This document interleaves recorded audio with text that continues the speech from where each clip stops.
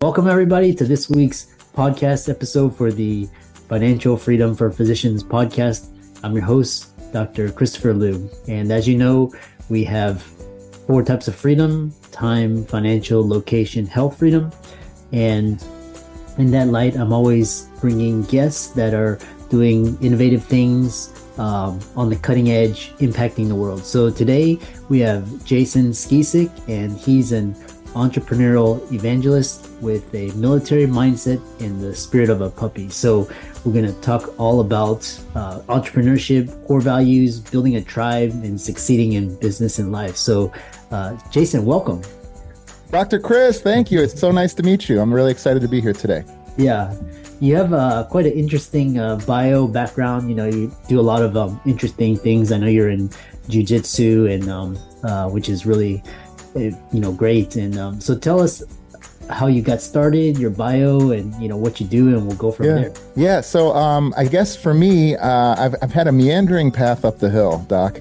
I started out coming out of high school. I didn't really find any real clear path or direction aside from playing pool and poker till all hours of the night. And so my mother and I agreed that it was time to find some discipline. So I enlisted in the United States Army. Spent 4 years in the Army working as an engineer, which really just means that I was digging holes and pulling cable and terminating fiber optics. And then from there, moved back to Chicago with a couple of military friends. And I, at the same time, enrolled back in school for finance. And we started this small little hobby, this little, jobby or whatever you want to call it, a little CrossFit gym and it was a rock climbing gym at the time as well, in the 4th floor of a mostly empty warehouse, because we got a really great deal on it. And so, over the years that's evolved to the point where I was sitting in boardrooms on 20, 30, $50 million deals as a commercial analyst, working with really big, well-known companies. And, I had my boss, my boss's boss, my boss's boss's boss, and his boss, and the entrepreneur. And the whole time, I only could really see eye to eye with the entrepreneur. And then separately, I'm supposed to be working on these deals, and I would spend most of my time thinking about my, $9,000 a month revenue, hobby gym. So eventually made my path to full-time entrepreneurship. And as soon as I did, we had a ton of success. We built a great tribe, both as a team and as a community of clients, and did that for the past 12 years. And have been coaching entrepreneurs for about the past 4, which I love. Yeah, so that's pretty much gets us to close to here. I sold the majority of my gym and I sold my coaching business last year. And so for the last year, I've been on a mini retirement, just pursuing, spending time with my family, kickboxing and jiu-jitsu every day, and doing a podcast, talking to entrepreneurs like you every single day as much as I can. And I have never gotten off a call like this without more energy than when I got on. So pretty happy boy these days. Yeah, you've done it. What's interesting is you've stuck to your core values and really flourished under that. So we'll talk about core values and talk with the audience. What are your core values and why are they important to you? Okay, that's just the best question you could ask, right? I will start by saying, it sounds like a lot of your audience is probably doctors, which means maybe they run their own practice or maybe they work for a large company. I don't think that matters. I think of core values as being there whether you identify them or not, right? They're the ember that burns inside you. They're the thing that makes you who you are. They're not who you wish you were, and they're not who you want to become. They're who you are. And if you understand them, you can use them to be more than you currently are. Does that make sense? Mm-hmm. And so for me, and I encourage anybody listening, regardless of their entrepreneurial status, to do work like this. When I first filed my LLC, probably back in 2010, we thought we came up with core values, and then we had promptly put them in a shelf or in a file on a Google Drive somewhere and just never thought about it again. And we probably borrowed them from Apple and McDonald's and Best Buy or something. And that's just not what your core values are, right? And when I did finally have a mentor who pointed me in the right direction for actually doing the deep dive work that it takes to understand what your core values are and how they make you up as a person, I found that all of a sudden I had this 5-sided piece, like a puzzle piece, that I could hold up to my past decisions, relationships, decisions we made in the business, and to the decisions I was about to make. And so I'll give you what my core values are. So my core values are military mindset, which is like discipline, hardworking, shows up on time, always takes responsibility. That's combined with spirit of the puppy. Spirit of the puppy is like playful, fun. If you ever came in my gym, it was like you walked in on a big golden retriever, right? Or an Australian shepherd. Hey, how's it going? I'm very big, love talking to people, love trying new things, have a ton of hobbies. I get energy from people. And then the rest of my core values, there's 3 more, and they're not about who I am. I have one that's how I work, which I call head up, feet moving, which means I'm always, speed of execution, moving forward, but I'm also aware of the challenges as they arise, of needing to make changes in direction. The next one is how I communicate with others best. That's tribal. I'm very tribal, especially at the time I was running a CrossFit gym. We're all wearing similar clothes. We're all beating our chest and, pumping each other up and having a great time. And then my last one is invested. And what that means is that what I get out of bed in the morning is because I'm invested in myself, I'm invested in my family, my friends, my clients, and my employees. And so those are the things that guide me. That's my North Star.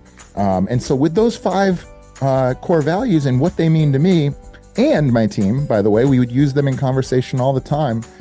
We then were able to kind of better understand exactly the decisions we had made and why they either did or didn't work, and evaluate things and possible hires and decisions that we make into the future. Yeah, that's interesting. Once you uncover who you are and what you resonate with, it's amazing to see people flourish. I'm interested in military, because you went through the military, and what are some of the lessons you learned by applying military experience to entrepreneurship?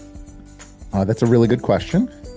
So for starters, something you should understand about the military, and you probably already intuitively know this, but I'm going to kind of break it down for you, is they take almost everybody. It's a pretty broad swath of the population that can go to the military and succeed. So what you do, you find yourself in the military, and you find that you're in a group of people that have just such a broad variation in ability, in interest, in background, in personality.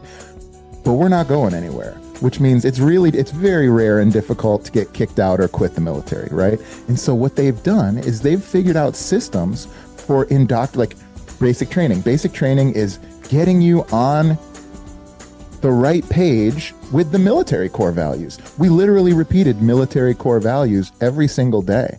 And there was behaviors and things that they did. They always say they break you down to build you up. And I think in some sense that's true. But what they're really doing is they're getting cultural fits for their organization. And I've taken that to heart. I definitely spend the very early parts of working with new people in a very basic training, less yelling certainly, but a very basic training type environment where it's mostly about cultural fit. And then when you go on to learn about your job, Chris, they break it down to such a level that anybody could execute a network telecom engineering job, which sounds a lot harder than it is in the military. And then I got out into the real world and realized it is, in fact, pretty detailed. But in the military, what they do is they make sure that the training is so clear, so thorough, so idiot-proof, and then repeated over and over and over again to the point where you can't screw it up. And that's why when I work with entrepreneurs, or even myself in training, whenever we come across stumbling blocks, or an employee doesn't do what you expect them to do, it always reminds me of the military where I go like, oh, this is your fault, dummy, because you didn't teach them the way that the military would have. Because I can tell you right now, if my drill sergeant had taught that person how to write these emails and send them out on time, they would have got sent out right and on time, right? Yeah, it's quite interesting, because I always thought, because entrepreneurs, they don't figure, this, my first impression is they may struggle in the military because, they are very independent and, they have their own thoughts. And so it's just interesting to see someone from a military background into entrepreneurship. And, it's quite interesting to see how you apply that to your business. Yeah. And I would react to that too and say that, that I only needed 4 years, Chris. I couldn't have taken 4 years in a day. But don't get me wrong. Yeah, definitely there were elements of my personality. The spirit of the puppy was not born to be in the military, right? And that's what I was born with, was the spirit of the puppy. And so whether you want to call that ADD or entrepreneur's disease, you're right. But what I will tell you is the best leaders in the world will all tell you that they were good followers before they were good leaders. I don't know anybody who's a really, really elite leader, whether you talk about the Jocko Willinks of the world, or you talk about the Steve Jobses of the world, or any of these people, those people were followers at one point, and then eventually were able to, maybe Steve Jobs isn't the best example, but and then they were able to break free of that. And because ultimately what you're doing is you're trying to inspire people, either in whatever form you choose or are suited to. You're inspiring people to go out and perform on your behalf to impact the world with your mission and vision.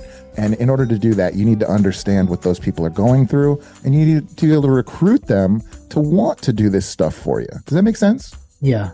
And then you also talk about building a tribe, because I know CrossFit has been well known for, its community and, its followers. So tell us the importance of building a tribe and how you did that. Yeah, that's a great question. It's something that I think about a lot, because ever since, one of the reasons I'm an entrepreneur is because I miss working in this tight, cohesive, really kind of elite team that I worked with in the military.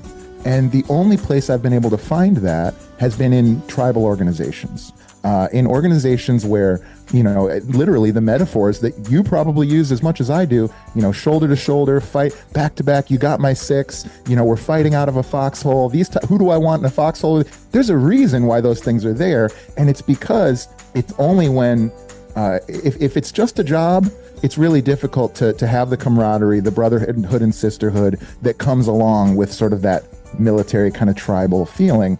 And so for us, if there's anything I've become an expert in, it's creating a tribal team that I don't pay that well, right? Because as a CrossFit gym, I'm not paying them $150,000 a year, right? And so what we all had to be was we all had to be united around some common mission. And that mission was to change people's lives, to give them health, to make them be able to do things that they previously thought were impossible, which is kind of what a CrossFit coach's job is to do. We're like walking on our hands and doing rings and all sorts of stuff that maybe, Susan, who's, a single mom, never thought she would be able to do. And that doesn't come without some element of a tribal culture, if that makes sense. Yeah, it's really like CrossFit is, the followers are very loyal, they're devoted, and it's really interesting that you went into fitness and health. How did going into this field help you find success as a leader and business owner? Well, what I found was in the beginning, coming out of the military, it was two other military guys and I, and we were doing CrossFit not at an elite level. We're not like sponsored and like working out at the CrossFit games or anything like that, but we were very good, very fit, very strong, very aggressive, and had just come back from war. And what I found was when I was one of the best athletes in the gym, if not the best athlete, the people around me kind of wilted. They weren't inspired by that. They would be like, oh, Jason is great, and Dan is great, and Garnett is great. And we're just doing step-ups over here in the corner, or I can't do that. I can't do this. As soon as I had an injury and also had shifted my focus towards weightlifting for a period of time, and as soon as I was not the central figure physically, all of a sudden, all those other athletes flourished, and we actually had a much better result for the physical parts of our gym. And also that corresponded with me realizing it wasn't my goals that my community would rally around. It was in fact their goals. And so we put a little bit more of an emphasis on aesthetics than I would normally do. And we put a little bit more of an emphasis on weight loss than I would ever do. And because of that, we got people in the door who then thrived and turned into, really virtuous examples of human beings. I think especially as a physician, health and fitness and medical, there's more than business going on there, right? You're trying to make better humans. And like the healthier and fitter and happier that they are, everything else kind of is impacted by that, right?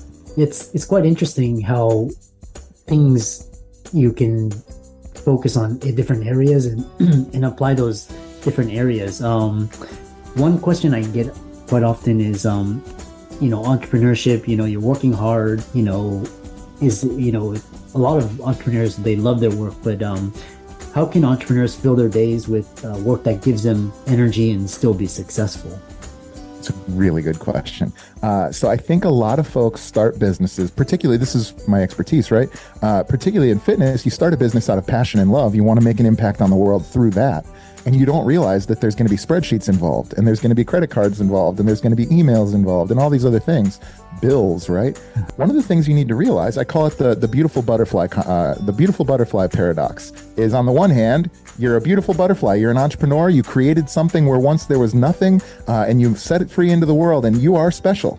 And on the other hand, everybody should be able to do what you do. These two ideas do not coexist, right? And so what you need to realize as an entrepreneur is that the magic that you think is between your ears is actually quite scientific.